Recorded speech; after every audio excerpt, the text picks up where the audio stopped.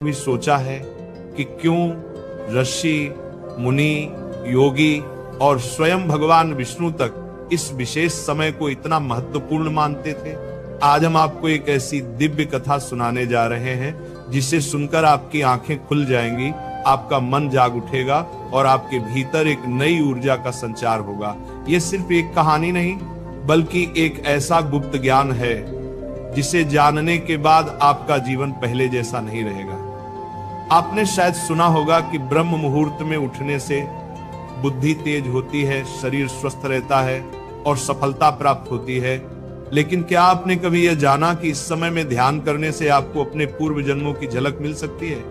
क्या आपने ये कल्पना की है कि अगर आप इस रहस्य को समझ लें तो आप अपने भविष्य को देख सकते हैं, अपने भाग्य को बदल सकते हैं? आज हम आपको एक ऐसी रहस्यमयी कथा सुनाएंगे जिसमें एक राजा ने 7 रात्रियां ब्रह्म मुहूर्त में जागकर ऐसे अनुभव किए जो साधारण मनुष्य के लिए अधिक तेज से संपन्न होते हैं। उनका मन शांत, शरीर निरोग और बुद्धि प्रखर होती है। वहीं कुछ लोग आलस्य, दुख और अशांति में लिप्त रहते हैं। इस अंतर का कारण क्या है?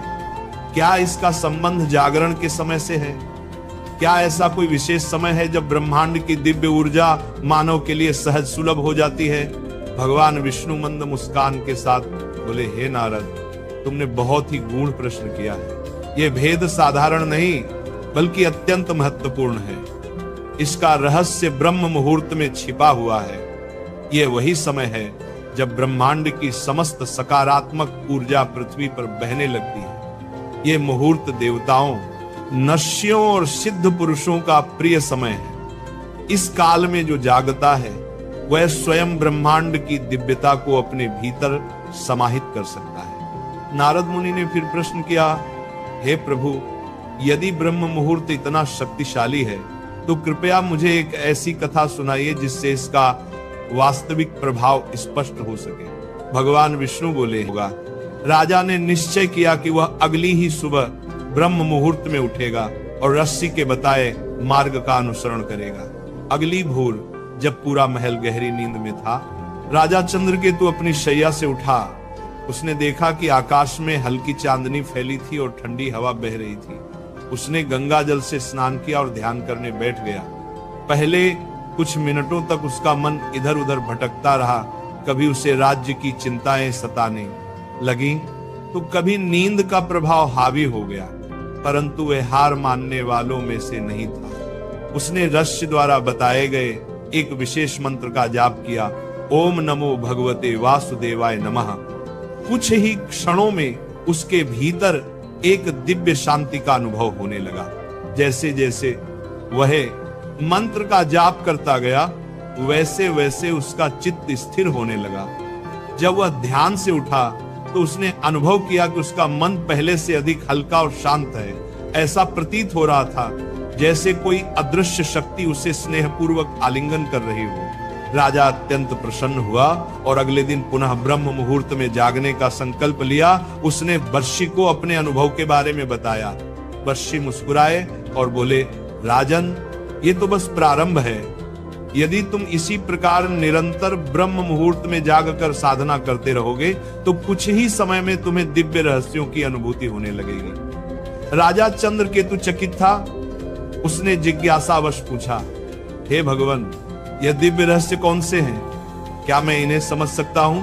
ऋषि ने एक गहरी सांस ली और बोले, इसका उत्तर मैं तुम्हें अगले कुछ दिनों में दूंगा, किंतु पहले तुम्हें 7 रात्रियां लगातार ब्रह्म मुहूर्त में जाग कर ध्यान करना होगा।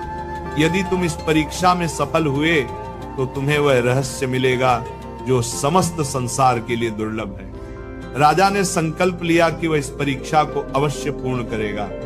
अगले 7 दिनों तक वह नियमित रूप से ब्रह्म मुहूर्त में उठेगा, ध्यान करेगा और ऋषि के बताए मार्ग पर चलेगा। दूसरी रात जब राजा ने ध्यान करना शुरू किया तो उसे एक अद्भुत अनुभूति हुई।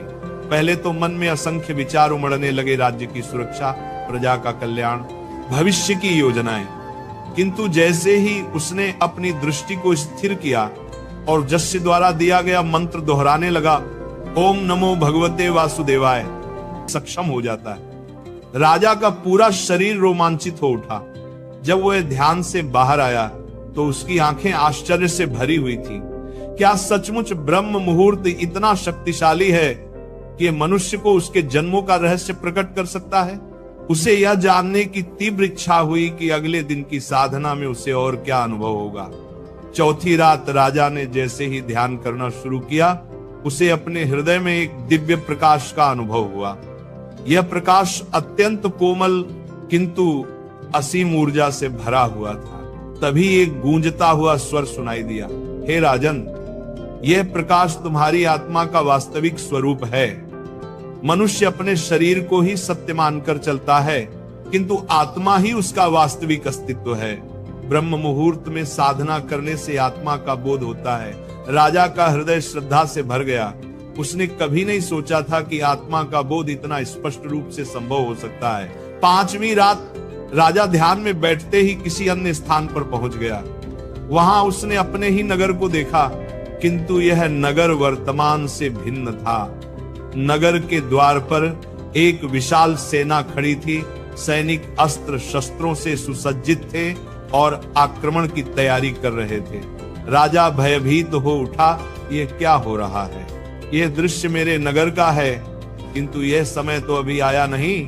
तभी एक दिव्य उत्तर मिला, हे राजन, ब्रह्म मुहूर्त में ध्यान करने से मनुष्य को भविष्य के संकेत प्राप्त होते हैं। यदि तुम इस साधना को जारी रखोगे तो तुम आने वाले समय की घटनाओं को पहले ही देख सकोगे और उचित निर्णय ले सकोगे। राजा स्तब्ध था। क्या यह भविष्य का संकेत था? छठी रात ध्यान के मध्य राजा ने एक अंधकारमय गुफा देखी। गुफा के भीतर वह स्वयं खड़ा था और उसके समक्ष यमदूत उपस्थित थे। हे राजन, देखो मृत्यु कैसी होती है। मनुष्य इसे एक अंत समझता है, किंतु यह एक नया आरंभ है। जो साधक ब्रह्म मुहूर्त में ध्यान करता है वह मृत्यु के भय से मुक्त हो जाता है। राजा ने देखा कि कैसे आत्मा शरीर छोड़कर एक दिव्य लोक में प्रवेश कर रही थी। यह एक रहस्यमय अनुभव था।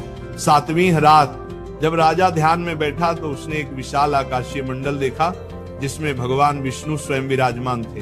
हे राजन, ब्रह्म मुहूर्त का सबसे बड़ा लाभ यह है कि साधक को परम सत्य का साक्षात्कार होता है। यह सत्य न जन्म है, न मृत्यु, न सुख है, न दुख। यह केवल शुद्ध अस्तित्व है। अहम ब्रह्मास्मि। राजा चंद्रकेतु की आंखों से अश्रु बहने लगे। जब वह ध्यान से उठा तो उसकी आत्मा पूर्णतः बदल चुकी थी। अब वह जान चुका था कि ब्रह्म मुहूर्त केवल एक समय नहीं बल्कि आत्मा की मुक्ति का द्वार है। अगली सुबह राजा ने रस्सी को अपने अनुभव सुनाए। रस्सी मुस्कुराए और बोले, हे राजन, अब तुम ब्रह्म मुहूर्त का वास्तविक महत्व समझ चुके हो। यदि समस्त मनुष्य इस समय में